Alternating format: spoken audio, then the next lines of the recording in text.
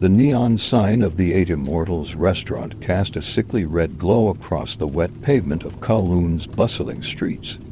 Wang Qihang adjusted his white chef's apron as he stood in the kitchen doorway, watching the evening crowd filter in. His narrow eyes tracked each customer with predatory focus, though his thin lips maintained a servile smile. At 43, Wang had worked in restaurants across Hong Kong for over 2 decades. 8 months ago, he had convinced the aging owner of the Eight Immortals to hire him as head chef. The elderly man had been impressed by Wang's credentials and quiet efficiency. He never suspected that beneath Wang's deferential manner lurked something far darker. The kitchen staff avoided Wang's gaze as they hurried past. Though they couldn't articulate why, something about the chef's presence made their skin crawl. Perhaps it was the way his eyes lingered too long, or how his knife work seemed unnecessarily aggressive, the blade thudding against the cutting board with excessive force. "Chef Wang, Table 5 is complaining about their char siu bao again," said Li, a young waiter, keeping his distance from Wang's workstation. "They say the meat tastes strange." Wang's fingers tightened almost imperceptibly around the handle of his cleaver. "Tell them good char siu takes time to develop its unique flavor. This is a special recipe passed down through generations." His voice was soft, almost gentle, but Li felt a chill run down his spine. As the waiter retreated, Wang returned to his chopping board.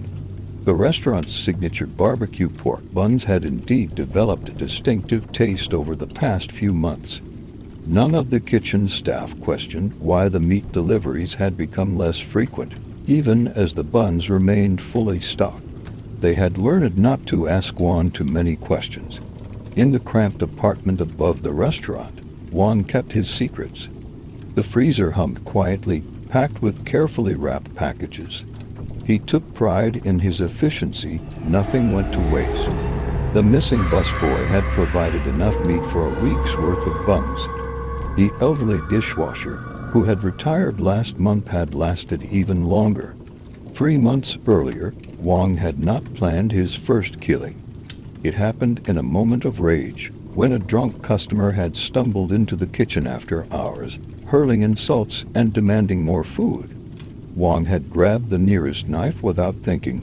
The blade had slid in with surprising ease. Standing over the cooling body, Wang had felt an unfamiliar calm settle over him. The practical problem of disposal had occupied his thoughts more than any moral qualms. As a chef, he was intimately familiar with butchering meat. The human body was not so different.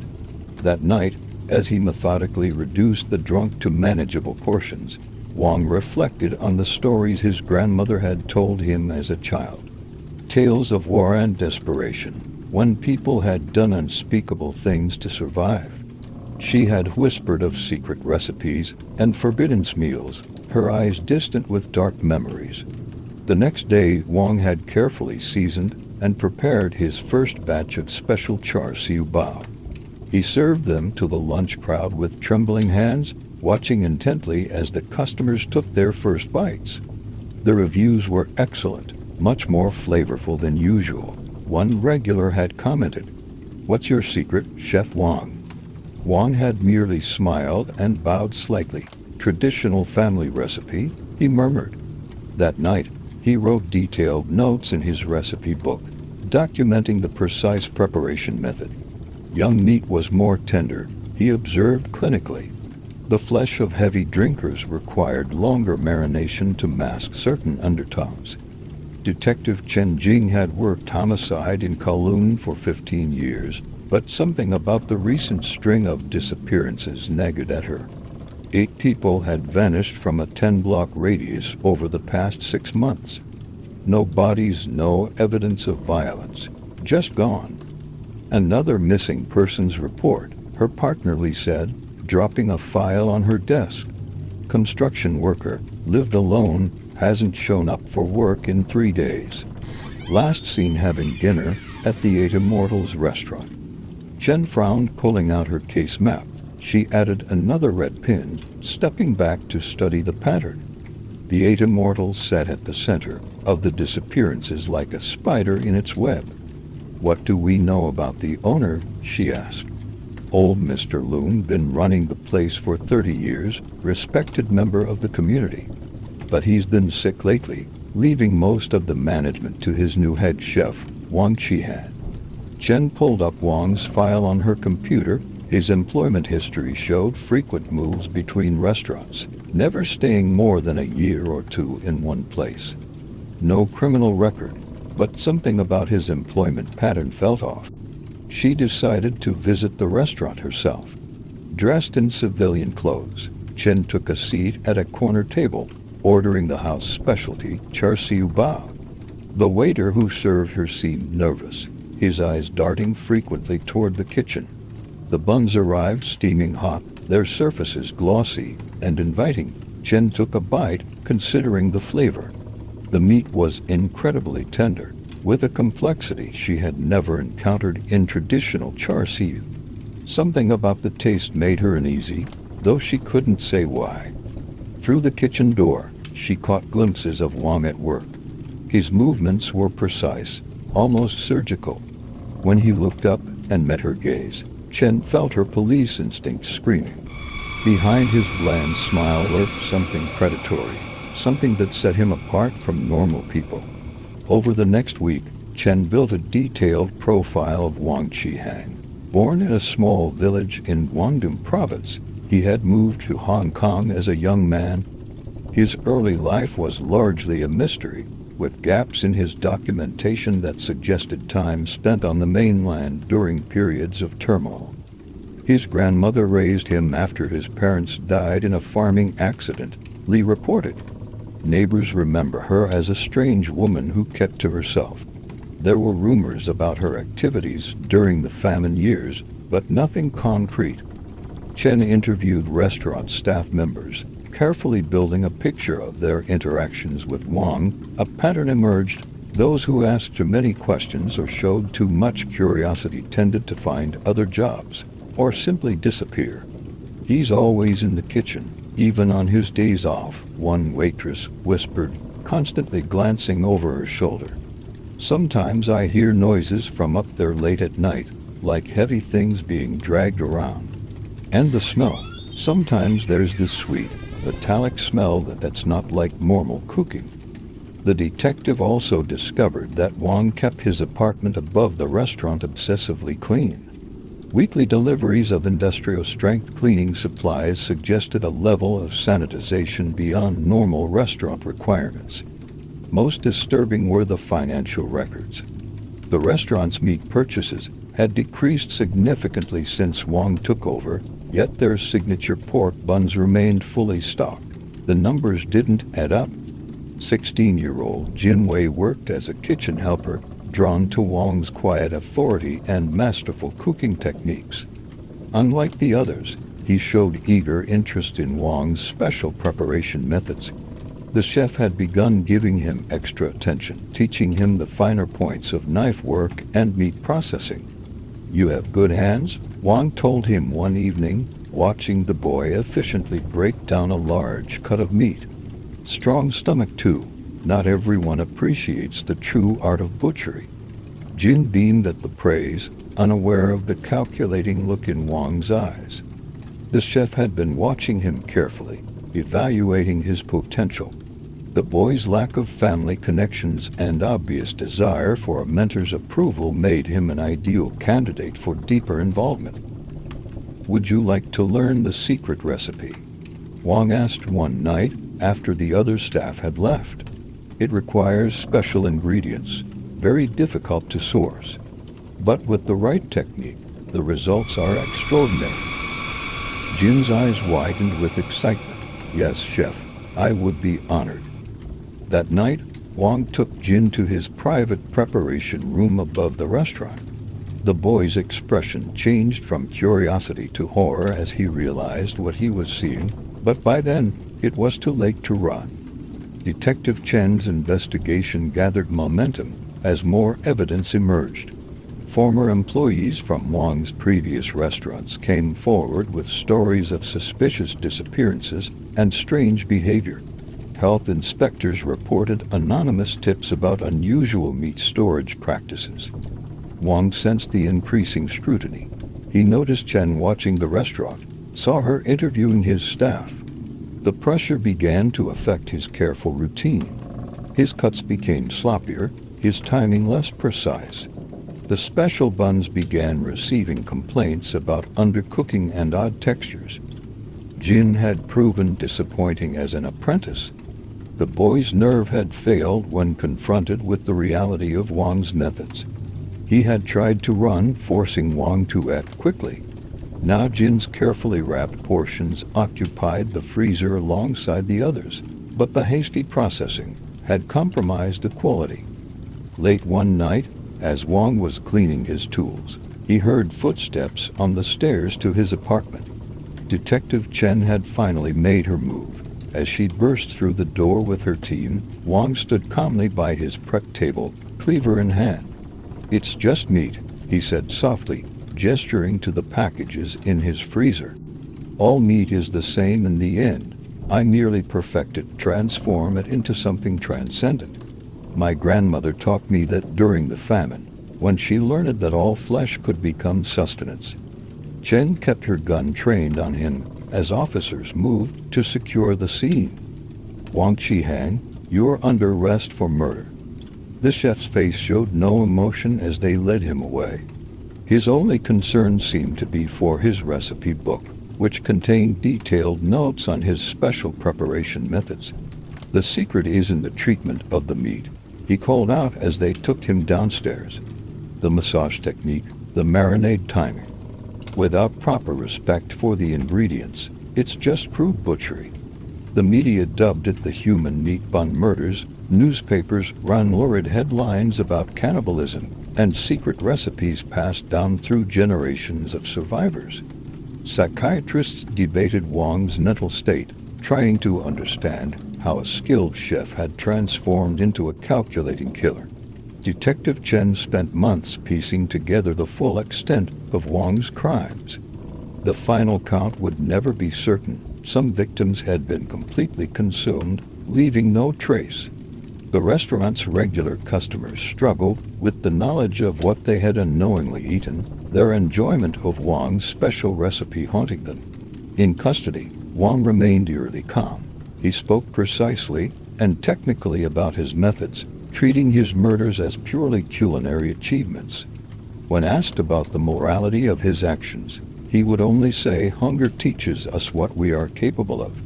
My grandmother understood this. In times of need, all meat is just meat." The Eight Immortals restaurant stood empty, its reputation destroyed. Local legends grew about sounds and smells that lingered in the building. No new tenant would take the space, leaving it as a dark reminder of how evil could hide behind the most ordinary facades. Jin's family held a funeral with an empty casket, his remains never fully recovered from Wang's freezer.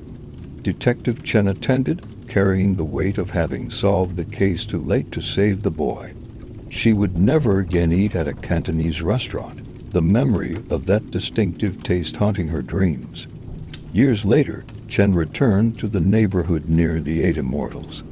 The building had finally been demolished, replaced by a modern apartment complex. But older residents still crossed the street to avoid walking past the location. She had followed Wang's case through the justice system, attending his trial and eventual sentencing. Throughout the proceedings, he had maintained his unsettling professional demeanor, speaking of his crimes as though discussing recipes at a cooking seminar. His detailed notebooks had been sealed as evidence, but rumors persisted that copies had leaked onto the dark web. Sometimes, in certain underground restaurants, customers whispered about special preparations and secret recipes. Chen knew that some forms of darkness never truly died. They just went into hiding, waiting for the right conditions to emerge again. Wang's case had changed her fundamentally. She now understood that evil often wore the most mundane disguises: a chef's apron, a deferential smile, a popular local restaurant. The most dangerous predators were those who transformed their darkest edges into something that could pass for normal, even admirable. In her detective work, Chen paid special attention to the quiet ones, the efficient ones, the ones who kept to themselves and maintained spotless records. She had learned that sometimes the most meticulously maintained surface hid the deepest darkness. As she stood looking at the new building, a young street vendor approached, pushing a cart of steaming buns. "Best char siu bao in the neighborhood," he called out with a practiced smile. "Special family recipe." Chen turned and walked away, leaving the vendor calling after her. Some tastes, once known, could never be forgotten. Some hungers, once awakened, could never be fully satisfied.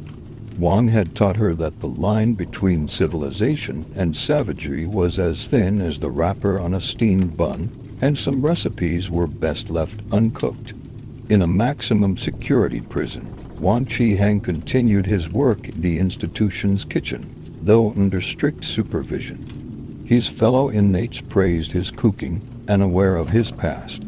The guards who watched him noticed how he would sometimes pause while chopping meat, a distant look in his eyes as though remembering better ingredients, better times. He kept a new notebook filled with ordinary recipes and conventional techniques. But late at night, in his cell, he would close his eyes and recall the special preparations, the secret methods passed down from his grandmother's time of desperate survival. He knew that somewhere out there, others like him were perfecting their own recipes, finding new ways to satisfy ancient hungers. In the streets of Kowloon, life went on. New restaurants opened, old ones closed. People still craved the comfort of familiar foods, the satisfaction of traditional recipes. But sometimes, biting into a particularly tender piece of char siu, they might pause, remembering the story of the Eight Immortals restaurant and the special buns that had made it famous. Some stories, like some tastes, linger long after the meal is finished. Some hungers never truly die, they just wait patiently for the next time of need, the next opportunity to transform survival into something darker, something that blurs the line between sustenance and savagery.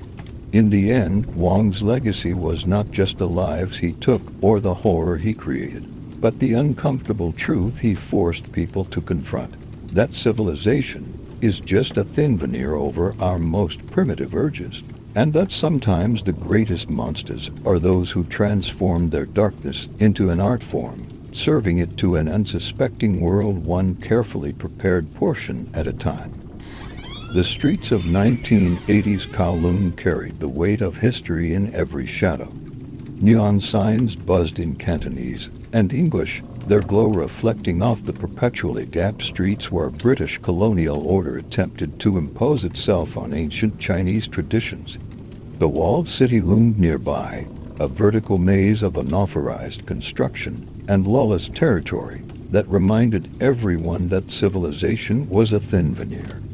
Wang's grandmother had survived the Great Chinese Famine of 1959-1961, an experience that permanently altered her relationship with food and survival. During those years, she had witnessed, and perhaps participated in, acts that normal society preferred to forget. She passed these memories to young Wang through whispered stories and subtle lessons about waste and necessity. In every kitchen, she would tell him, there is a space between what people want to eat and what they will eat. A good chef knows how to bridge this gap. Her gnarled fingers would trace the characters for meat and human in the steam on the kitchen window, showing him how one could become the other. The Eight Immortals restaurant occupied a unique place in Kowloon's culinary landscape. Named after the legendary Eight Immortals of Chinese mythology, it represented the intersection of traditional Cantonese cooking and Hong Kong's modern food culture. The char siu bao, a humble street food elevated to a restaurant staple, embodied Hong Kong's transformation from fishing village to international city. Wang understood the cultural significance of his chosen dish. Char siu bao represented comfort, accessibility, and the democratization of good food. By corrupting this beloved staple, he was not just committing murder, he was subverting the very foundations of Cantonese food culture, where respect for ingredients and honest preparation were sacred principles. Each disappearance created ripples through Kowloon's tight-knit communities. Street vendors noticed missing regulars. Mahjong parlors had empty seats. The elderly women who gathered in the parks to practice Tai Chi whispered about evil spirits and hungry ghosts, drawing connections to old stories of war and famine. Local temples saw increased traffic as families of the missing sought spiritual guidance. Buddhist monks and Taoist priests performed rites for the disappeared, while Catholic churches held masses. The case exposed the underlying spiritual anxiety of a population caught between traditional beliefs and modern urban life. Wang's apartment reflected his fractured psyche. The space was divided into meticulously organized zones, the pristine public areas where he maintained his facade of normality, and the hidden spaces where his true nature emerged. His kitchen tools were arranged with obsessive precision, each knife maintained to surgical sharpness.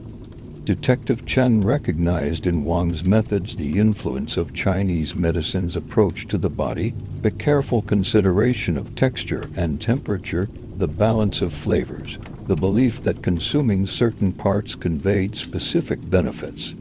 He had perverted these traditional principles into a grotesque philosophy of consumption. When the case broke, it dominated Hong Kong's sensational media landscape. Chinese-language newspapers competed with English publications for new angles. Some reporters drew parallels to historical incidents of cannibalism during China's turbulent 20th century, while others focused on Hong Kong's rapid development and the alienation it created. Television crews camped outside the restaurant, filming the endless stream of curious onlookers. Talk shows debated whether Wang's crimes reflected broader social issues. The pressure of Hong Kong's competitive restaurant scene, the isolation of urban life, the cultural disconnection of modern society from traditional values. The case permanently altered Hong Kong's relationship with its food culture. Restaurant associations implemented stricter oversight of meat sourcing. Many establishments removed char siu bao from their menus, while others made a point of preparing them in open kitchens to reassure customers. Some food scholars saw Wang's crimes as a dark reflection of Hong Kong's cultural anxiety about its return to Chinese control in 1997, the fear of losing identity, of being consumed by a larger entity, found literal expression in his actions.